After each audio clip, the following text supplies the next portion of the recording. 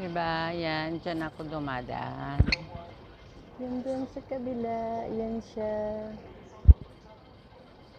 Dahil na miss ko yung bus stop ko, dito na ako dumaan.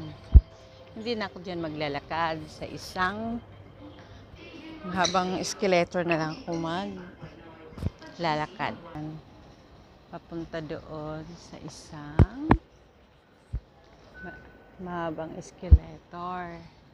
Tapos, yan isa papasok doon. Sa kabilaan yan. Ito papunta doon sa station, ito palabas. Or mag-interchange ka. Pag umaga dyan ako, dahil nga papunta doon sa mag-interchange ako. Pag gabi, dito ka dadaan.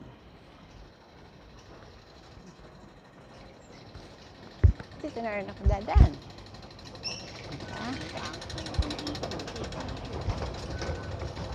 Ayan na, diba? Ganun lang dito. Nasaanay na rin ako na maglakad ng ganito every Monday to Friday.